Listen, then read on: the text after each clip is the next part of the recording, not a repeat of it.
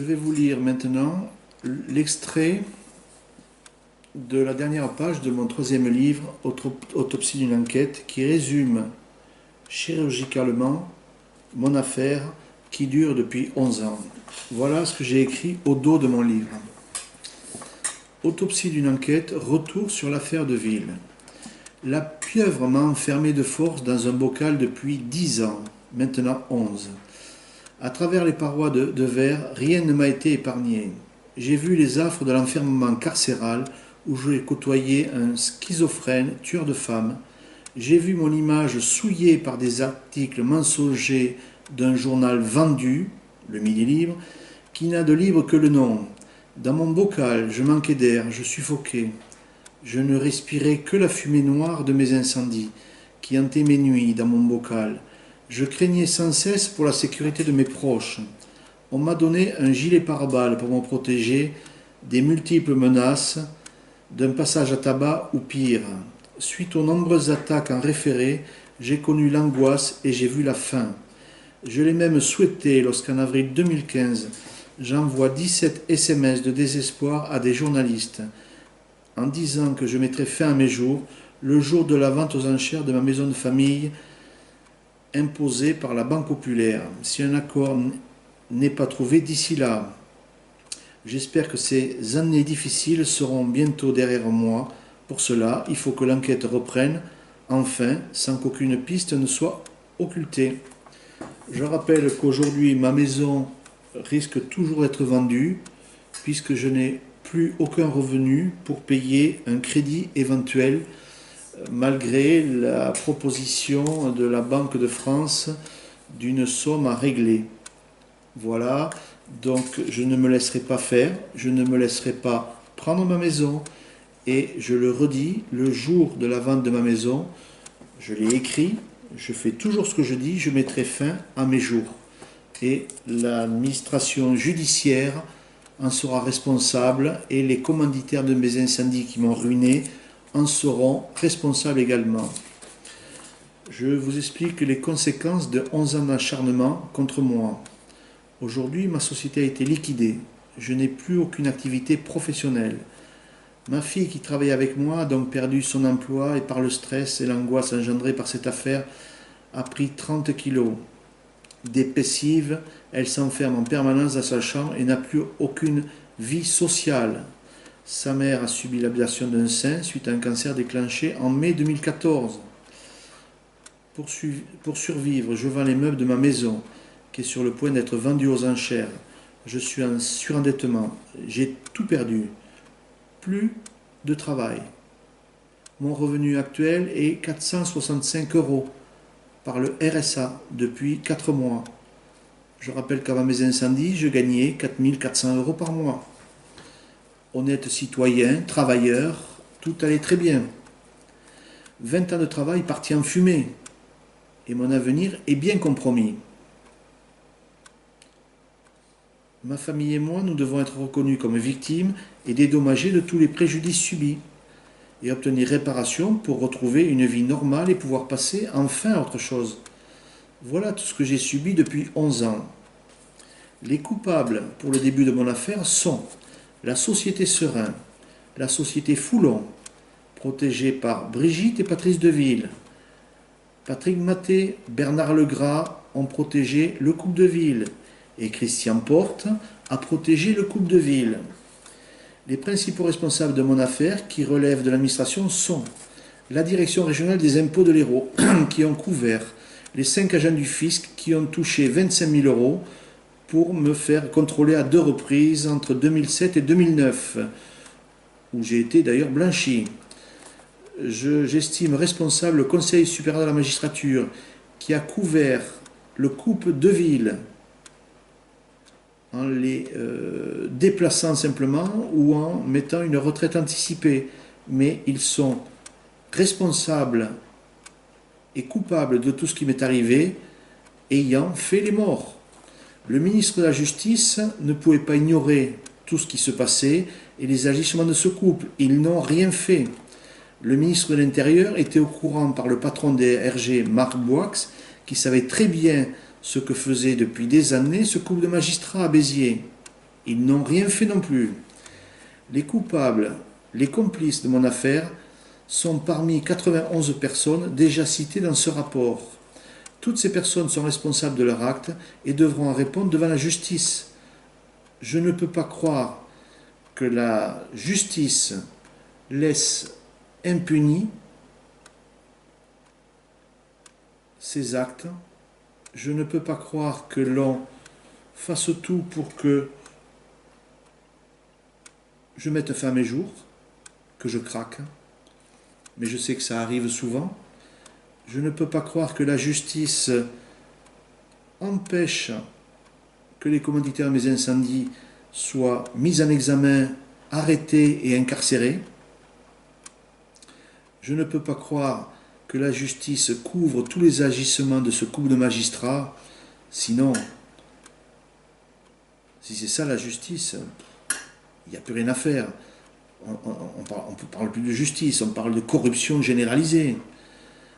Je ne peux pas croire que les magistrats de notre pays soient complètement corrompus. Je ne peux pas croire que la franc-maçonnerie a complètement infiltré le milieu judiciaire. Je ne peux pas croire que le symbole de la justice, qui est une balance, suivant si vous êtes franc-maçon ou pas, la décision de la justice et des magistrats va être différente. Je ne peux pas oser le croire. Mais je commence à en douter. Je vois que dans mon affaire, 74% des personnes du milieu judiciaire sont francs-maçons. Ai-je de quoi être inquiet? Est-ce que je peux croire que des magistrats couvrent les commanditaires des incendies? Est-ce que je peux croire que les magistrats vont empêcher que la vérité éclate? Puis-je croire que les magistrats vont couvrir et protéger les deux commanditaires des incendies? Puis-je croire que je ne serai jamais indemnisé pour tout ce que j'ai subi? La totalité de mon préjudice est chiffrée. La totalité de mon préjudice est de 2 347 000 euros. 993 000 euros, c'est pour mes incendies. Le reste, c'est pour tout ce que j'ai subi depuis 2005 jusqu'en 2017. Je ne peux pas croire que l'administration couvre des criminels, même si il y a un magistrat et même s'il y a ce qu'on peut appeler un notable qui ne l'est pas du tout, qui n'a notable que le nom. Je ne peux pas croire qu'on laisse le milieu du grand banditisme faire des actions pour protéger quelques personnes qui ont commandité des incendies. Je ne peux pas croire que la franc-maçonnerie tout entière couvre certains de leurs frères pour des crimes. Je sais bien qu'il y a le serment de protection. Je ne veux pas croire que tous les francs-maçons sont corrompus. En tout cas à Béziers. Je peux comprendre que certains ont peur. Je peux comprendre que certains francs-maçons sont aussi victimes de certains francs-maçons un peu plus violents, un peu plus affairistes. Mais si un franc-maçon n'est pas content, s'il est choqué de ce qu'il voit, il n'a qu'à quitter la franc-maçonnerie. Je sais qu'ils ont des pressions. Mais si vous voulez que la franc-maçonnerie reste et perdure, il faudrait, vous, les responsables de la franc-maçonnerie, que vous nettoyiez devant votre porte et que vous écartiez ces francs-maçons ripoux, corrompus, affairistes. À moins que ça vous arrange, parce que ça fait toujours entrer de l'argent. Toujours plus de francs-maçons, toujours plus d'argent. C'est peut-être ça votre devise à la franc-maçonnerie. Le côté symbolique, le côté nous devons aider les autres, s'aider soi-même, s'améliorer. C'est ça la franc-maçonnerie. Fraternité, mais la fraternité, c'est pas pour aider les autres, c'est pour vous aider entre vous.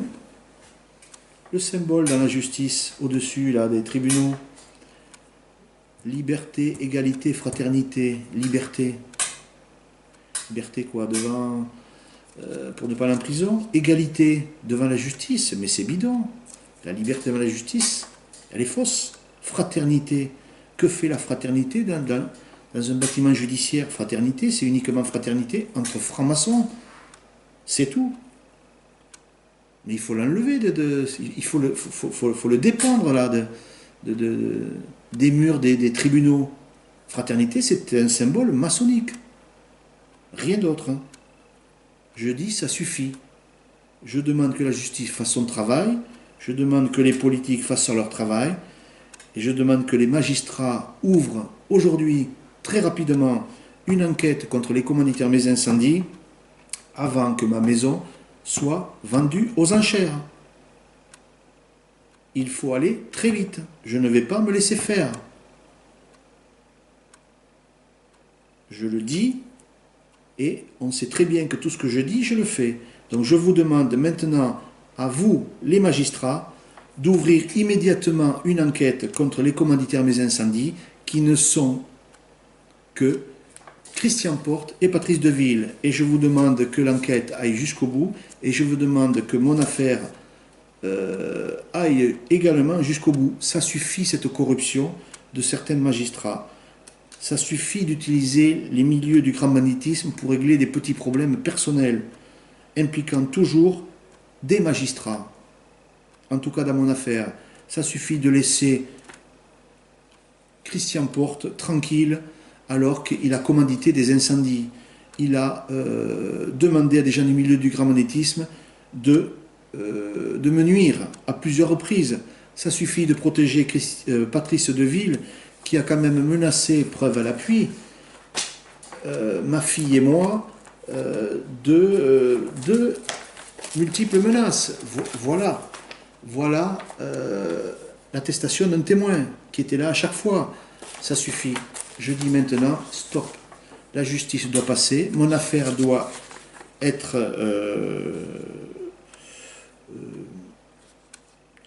ouverte et on doit maintenant s'occuper des commanditaires mes incendies et de tous les acteurs dans mon affaire. Voilà. Dernier point, je vous demande de soutenir l'association que j'ai montée avec beaucoup d'autres victimes, qui s'appelle l'Association des victimes des dérives du système judiciaire, AVDSJ,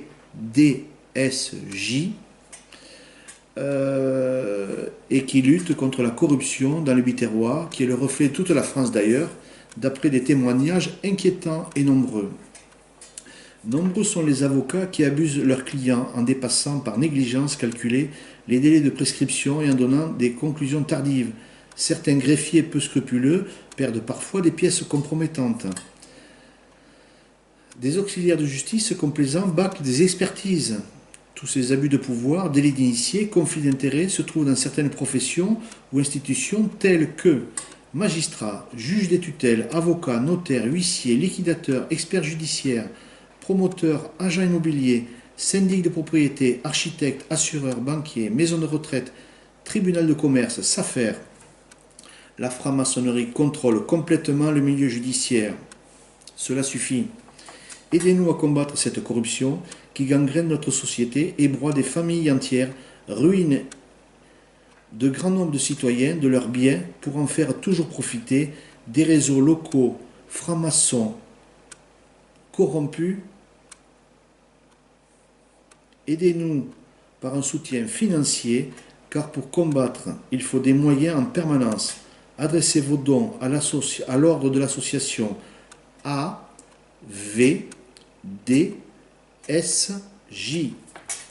Association d'aide aux victimes des dérives du système judiciaire. Adresse boîte postale 5, 34 310 Montady, Montady, ou contactez-moi, Hubert Vandentoren, téléphone 06 07 10 26 91. vous comprenez mieux notre combat qui un jour peut devenir le vôtre ou celui de proches. Nous avons besoin de vous. Je vais vous lire une dernière petite phrase. Le monde ne sera pas détruit par ceux qui font le mal, mais par ceux qui le regardent sans rien faire. Cela s'adresse